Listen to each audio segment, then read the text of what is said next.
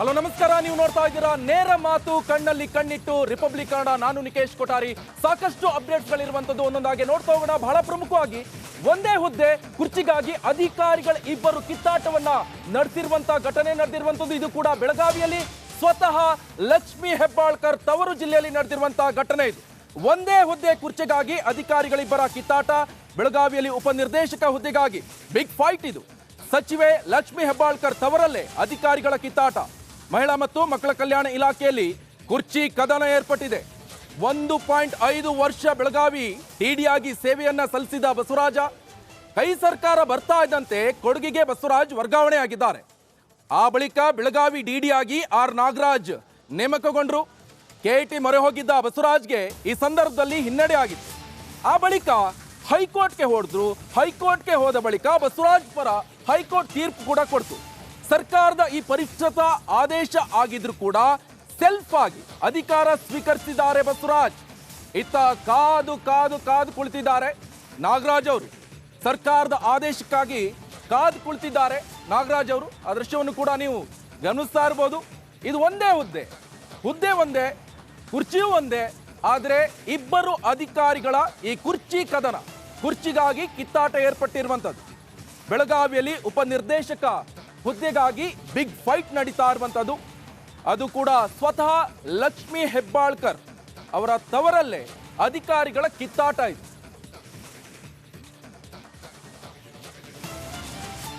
ಮಹಿಳಾ ಮತ್ತು ಮಕ್ಕಳ ಕಲ್ಯಾಣ ಇಲಾಖೆ ಸಚಿವೆ ಲಕ್ಷ್ಮೀ ಹೆಬ್ಬಾಳ್ಕರ್ ಅವರ ತವರು ಕ್ಷೇತ್ರದಲ್ಲೇ ಕೂಡ ಇಬ್ಬರು ಅಧಿಕಾರಿಗಳು ಕಿತ್ತಾಟವನ್ನು ಮಾಡ್ತಿದ್ದಾರೆ.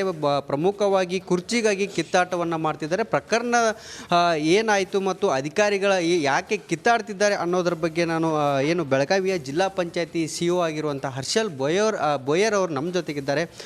ಅವರನ್ನು ಕೂಡ ನಾನು ಮಾತಾಡ್ತೀನಿ. ಸರ್, ಏನು ಪ್ರಕರಣ ಆಗೈತಿ? ಯಾಕೆ ಈ ರೀತಿ ಅಧಿಕಾರಿಗಳು ಕಿತ್ತಾಟ ಮಾಡ್ತಿದ್ದಾರೆ? ಈಗ ಫಸ್ಟ್ ಮೊದಲನೇದಾಗಿ ಬಸವರಾಜ್ ಅಂತ ಇಲ್ಲಿ DD ಅಂತ ಕಾರ್ಯನಿರ್ವಹಿಸ್ತಿದ್ರು. ಅವ್ರದ್ದು ಟ್ರಾನ್ಸ್ಫರ್ ಆದಮೇಲೆ ನಾಗರಾಜ್ ಅಂತ DD ಇಲ್ಲಿ ಕಾರ್ಯವಹಿಸ್ತಾ ಇದ್ರು ಇಲ್ಲಿವರೆಗೂ. ಸೊ ಈಗ ಬಸವರಾಜು ನಮ್ಮದು ನಮ್ಮದು ಸ್ಟಿಪ್ಯುಲೇಟೆಡ್ ಟೈಮ್ ಒಳಗಡೆ ಟ್ರಾನ್ಸ್ಫರ್ ಆಗಿದೆ ಅಂತ ಈ ಗ್ರೌಂಡ್ ತೊಗೊಂಡು ಕ್ಯಾಟ್ ಮತ್ತು ಆಮೇಲೆ ಹೈಕೋರ್ಟಲ್ಲಿ ಅವರು ಒಂದು ಅಪ್ಲಿಕೇಶನ್ಸ್ ಎಲ್ಲ ಪಿಟಿಷನ್ ಮಾಡಿದರು. ಸೊ ಹೈಕೋರ್ಟಲ್ಲಿ ಅವ್ರ ಪರವಾಗಿ ಫೇವರೇಬಲ್ ಆದೇಶ ಆದಮೇಲೆ ಅವರು ಜಾಯ್ನಿಂಗೆ ನಾವೇ DD ಇದ್ದೀವಿ, ನಾನೇ ಜಾಯಿನ್ ಮಾಡ್ತೀವಿ ಅಂತ ನಮ್ಮ ಕಡೆ ಬಂದಿದ್ದರು. ಸೊ ನಾವು ಅವಾಗ ನಮ್ಮದು ಸೆಟಲ್ಡ್ ಲಾ ಏನಿದೆ, ಯಾಕಂದರೆ ಇಲ್ಲ ಗೌರ್ಮೆಂಟ್ ಲೆವೆಲ್ಗೆ, ವಿಮೆನ್ ಆ್ಯಂಡ್ ಚೈಲ್ಡ್ ಡಿಪಾರ್ಟ್ಮೆಂಟ್ ಲೆವೆಲ್ಗೆ ಅವ್ರದ್ದು ಆದೇಶ ಆಗುವವರೆಗೆ ನಾವು ಜಾಯಿನ್ ಮಾಡೋಕ್ಕಾಗಲ್ಲ ಅಂತ ಹೇಳಿ ವಾಪಸ್ ಕಳಿಸಿದಾಗ ಅವರು ಸೆಲ್ಫ್ ಅಸ್ಯೂಮ್ ತೊಗೊಂಡಿದ್ದಾರೆ ಅಂತ ಈಗ ಸುದ್ದಿ ಬಂದಿದೆ. ಸೊ ಈಗ ಅವರೇ ಈಗ ಚಾರ್ಜ್ ತೊಗೊಂಡು DD ಆಗಿ ಕೆಲಸ ಮಾಡ್ತಾ ಇದ್ದಾರೆ ಅಂತ ನನಗೆ ಸುದ್ದಿ ಬರ್ತಾ ಇದೆ. ನಾನು ಅದೇ ನಮ್ಮ ಹಳೆ DD ಮತ್ತು ಪ್ರೆಸೆಂಟ್ DD ಕಡೆಯಿಂದ ಕೂಡ ಕನ್ಫರ್ಮ್ ಮಾಡಿದ್ದೀವಿ ಈ ಥರ ವಿಷಯಕ್ಕೆ. ಸೊ ಈಗ ಬೇಸಿಕಲಿ ಅವರು ಹೈಕೋರ್ಟ್ ಆರ್ಡರ್ ಇಂಟರ್ಪ್ರಿಟೇಷನ್ ಮಾಡಿ ನಾವೇ ಸೆಲ್ಫ್ ಅಸ್ಯೂಮ್ ಚಾರ್ಜ್ ಮಾಡ್ತೀವಿ ಅಂತ ಈ ಪ್ರಕಾರ ಅವರು ಕೋರ್ಟ್ ಡಿಸಿಷನ್ ಇಂಟರ್ಪ್ರಿಟ್ ಮಾಡಿ ಚಾರ್ಜ್ ಎಲ್ಲ ತೊಗೊಂಡಿದ್ದಾರೆ ಈಗ ಸದ್ಯಕ್ಕೆ.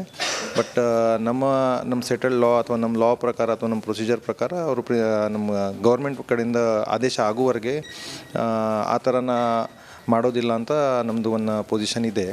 ಸೊ ಇದ್ರ ಬಗ್ಗೆ ನಾವೆಲ್ಲ ಸೀನಿಯರ್ ಆಫೀಸರ್ಸ್ಗಳಿಗೆ ಈಗ ಮಾಹಿತಿ ಎಲ್ಲ ತಲುಪಿಸಿ ಅದರ ಬಗ್ಗೆ ಮುಂದಿನ ಕ್ರಮದ ಬಗ್ಗೆ ಅವ್ರ ಕಡೆಯಿಂದ ಸಲಹೆ ತಗೊಳ್ತಾ ಇದ್ದೀವಿ.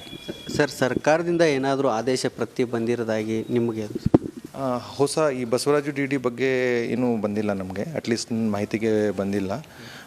ಹಿಂದಿನ DD ಯಾರು ಇದ್ದಾರೆ ಅವ್ರಿಗೇನೆ ಆ್ಯಕ್ಚುಲಿ ಗೌರ್ಮೆಂಟ್ ಪೋಸ್ಟಿಂಗ್ ಆದ ಆರ್ಡರ್ ಪ್ರಕಾರ he is the only DD ಈಗ ಸದ್ಯಕ್ಕೆ ವಿಮೆನ್ ಆ್ಯಂಡ್ ಚೈಲ್ಡ್ DD.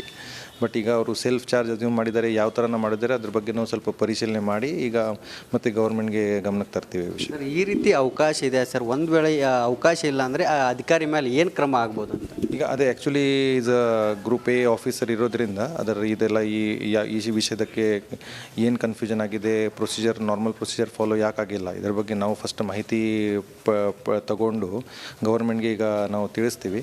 ಆಮೇಲೆ ಮೋಸ್ಟ್ಲಿ ಇನ್ಕ್ವೈರಿ ಅಥವಾ ಏನಾದರೂ ಆದಮೇಲೆ ಅವ್ರಿಗೆ ಏನು ಸತ್ಯಾಂಶ ಬರುತ್ತೆ ಅದರ ಪ್ರಕಾರ ಕ್ರಮ ಆಗುತ್ತೆ.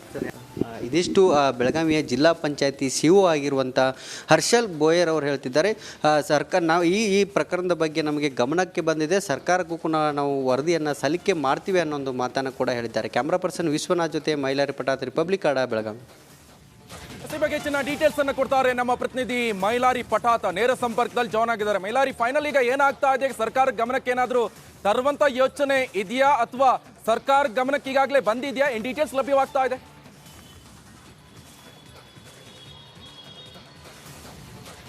ಖಂಡಿತ ನಿಕೇಶ್, ಬೆಳಗಾವಿಯಲ್ಲಿ ಕೂಡ ಏನು ಒಂದೇ ಹುದ್ದೆಗೆ ಇಬ್ಬರು ಅಧಿಕಾರಿಗಳು ಏನು ಕುರ್ಚಿ ಕಿತ್ತಾಟವನ್ನು ಮಾಡಿಕೊಳ್ತಿದ್ದಾರೆ. ಪ್ರಮುಖವಾಗಿ ಬೆಳಗಾವಿಯ ಏನು ಮಹಿಳಾ ಮತ್ತು ಮಕ್ಕಳ ಕಲ್ಯಾಣ ಇಲಾಖೆ ಸಚಿವೆ ಅವರದ್ದೇ ಏನು ಇಲಾಖೆಗೆ ಸಂಬಂಧಿಸಿದಂಥ ಏನು ಉಪನಿರ್ದೇಶಕರ ಹುದ್ದೆಗಾಗಿ ಫೈಟನ್ನು ಮಾಡ್ತಿದ್ದಾರೆ. ನೀನಾ ಅನ್ನೋ ಒಂದು ಏನು ಹಠಕ್ಕೆ ಮುಂದಾಗಿರುವಂಥದ್ದು. ಅಂದರೆ ಕಾಂಗ್ರೆಸ್ ಸರ್ಕಾರ ಬರುವ ಮುಂಚೆ ಏನು AM ಬಸವರಾಜ್ ಅನ್ನೋರು ಏನು ಈ ಹುದ್ದೆಯನ್ನು ಅಲಂಕಾರ ಮಾಡಿದರು ಮತ್ತು ಸುಮಾರು 1.5 ವರ್ಷಗಳ ಕಾಲ ಈ ಹುದ್ದೆಯಲ್ಲಿ ಏನು ಸೇವೆಯನ್ನು ಸಲ್ಲಿಸಿದ್ರು. ಇದಾದ ನಂತರ ಏನು ಕಾಂಗ್ರೆಸ್ ಸರ್ಕಾರ ಬರುತ್ತೆ. ಕಾಂಗ್ರೆಸ್ ಸರ್ಕಾರ ಬಂದಾದ ಮೇಲೆ ಏನು ಇವರನ್ನು ಕೊಡಗಿಗೆ ಏನು ವರ್ಗಾವಣೆ ಮಾಡ್ತಾರೆ. ಅದೇ ಒಂದು ಸ್ಥಳಕ್ಕೆ ನಾಗರಾಜ್ ಅನ್ನೋರು ಉಪನಿರ್ದೇಶಕರ ಹುದ್ದೆಯನ್ನು ಅಲಂಕಾರ ಮಾಡ್ತಾರೆ. ಪ್ರಮುಖವಾಗಿ ಸುಮಾರು 6 ತಿಂಗಳಿಂದ ಕೂಡ ಸೇವೆಯನ್ನು ಮಾಡ್ತಿದ್ರು. ಈ ಬಗ್ಗೆ ಅಂದರೆ ಅವಧಿ ಪೂರ್ವವಾಗಿ ನನ್ನನ್ನು ಏನು ವರ್ಗಾವಣೆ ಮಾಡಿದ್ದಾರೆ ಅಂತ ಏನು ಬಸವರಾಜ್ ಅವರು KATಗೆ ಮೊರೆ ಹೋಗಿದ್ರು. ಇದಾದ ನಂತರ ಅವರಿಗೆ ಅಲ್ಲಿ ಹಿನ್ನಡೆ ಕೂಡ ಆಗುತ್ತೆ. ನಂತರ ಅವರು ಹೈಕೋರ್ಟ್ಗೆ ಹೋಗ್ತಾರೆ. ಹೈಕೋರ್ಟ್ಗೆ ಹೋದಂಥ ಸಂದರ್ಭದಲ್ಲಿ ಅವರಿಗೆ ಏನು ತೀರ್ಪು ಅವರ ಪರವಾಗಿ ಬರುತ್ತೆ ಮತ್ತು ಅದೇ ಒಂದು ಆದೇಶ ಪ್ರತಿಯನ್ನು ಹಿಡಿದುಕೊಂಡು ಬಂದು ಸದ್ಯ ಏನು ಅಧಿಕಾರವನ್ನು ಸ್ವಲ್ಪ ಆಗಿ ಸ್ವೀಕಾರ ಮಾಡಿ ಅಧಿಕಾರವನ್ನು ನಡೆಸ್ತಿದ್ದಾರೆ. ಹೀಗಾಗಿ ಸದ್ಯ ಇಬ್ಬರು ಅಧಿಕಾರಿಗಳ ಮಧ್ಯೆ ಕೂಡ ಜಟಾಪಟಿ ನಡೆದಿದೆ ಮತ್ತು ಈ ಬಗ್ಗೆ ಏನು ಬೆಳಗಾವಿಯ ಜಿಲ್ಲಾ ಪಂಚಾಯತಿ CO ಹರ್ಷಲ್ ಬೋಯರ್ ಕೂಡ ಅವರನ್ನು ಕೂಡ ನಾನು ಮಾತಾಡಿಸ್ತೀವಿ. ಈ ಸಂಬಂಧ ನಮಗೆ ಗಮನಕ್ಕೆ ಬಂದಿದೆ ಮತ್ತು ನಾನು ಈ ಬಗ್ಗೆ ಸರ್ಕಾರಕ್ಕೆ ವರದಿಯನ್ನು ತೆಗೆದುಕೊಂಡು ಸರ್ಕಾರಕ್ಕೆ ವರದಿ ಸಲ್ಲಿಸುವ ಕೆಲಸವನ್ನು ಕೂಡ ಮಾಡ್ತೇನೆ. ಇದು ಸುಮಾರು 1 ವಾರಗಳಿಂದ ಕೂಡ ಇದೇ ಜಟಾಪಟಿ ನಡೆದಿದೆ. ನೀನಾ ಅನ್ನೋ ನಿಟ್ಟಿನಲ್ಲಿ ಕೂಡ ಇಬ್ಬರು ಅಧಿಕಾರಿಗಳಿಗೂ ಫೈಟನ್ನು ಮಾಡ್ತಿದ್ದಾರೆ. ಹೀಗಾಗಿ ಈ ಇಬ್ಬರು ಅಧಿಕಾರಿಗಳ ಫೈಟ್ ಇನ್ನು ಮುಂದೆ ಯಾವ ಹಂತಕ್ಕೆ ತೆಗೆದುಕೊಂಡು ಹೋಗುತ್ತೆ ಅನ್ನೋದನ್ನು ಕಾದು ನೋಡಬೇಕಿದೆ. Nikesh, okay, thank you Mailari ನಿಮ್ಮೆಲ್ಲ ಡೀಟೇಲ್ಸ್ಗೆ.